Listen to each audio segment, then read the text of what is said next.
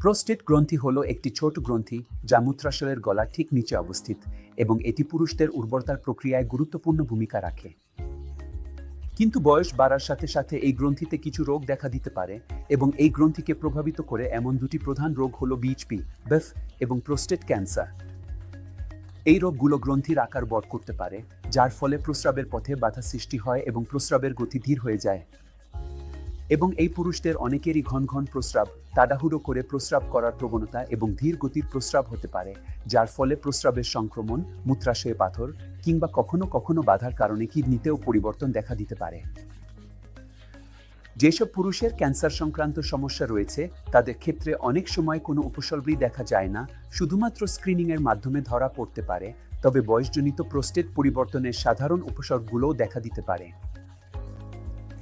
এই দুটি অবস্থার মধ্যে পার্থক্য করা অত্যন্ত গুরুত্বপূর্ণ।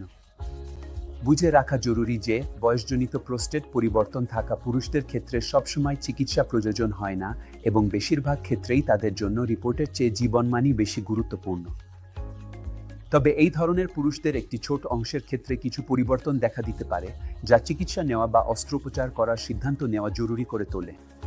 অন্যদিকে যেসব পুরুষের প্রোস্টেট ক্যান্সার রয়েছে, উপসর্গ থাকুক বা না থাকুক, তাদের বেশিরভাগেরই চিকিৎসা প্রয়োজন হয় এবং সেই চিকিৎসা নির্ভর করে তিনটি প্রধান বিষয়ে: ক্যান্সারের ধরন অর্থাৎ নির্দিষ্ট হিস্টোলজি, ক্যান্সার কত দ্রুত বাড়ছে বা গ্রেড, এবং ক্যান্সার কতদূর ছড়িয়েছে যাকে স্টেজ বলা হয়।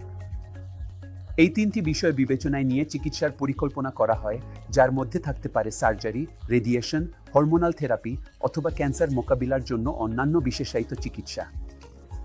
যদি ক্যান্সার দ্রুত শনাক্ত করা যায় এবং সময়মতো চিকিৎসা শুরু হয়, তাহলে এই পুরুষদের একটি বড় অংশ স্বাভাবিক জীবনযাপন করতে পারে এবং স্বাভাবিক আয়ু পেতে পারে।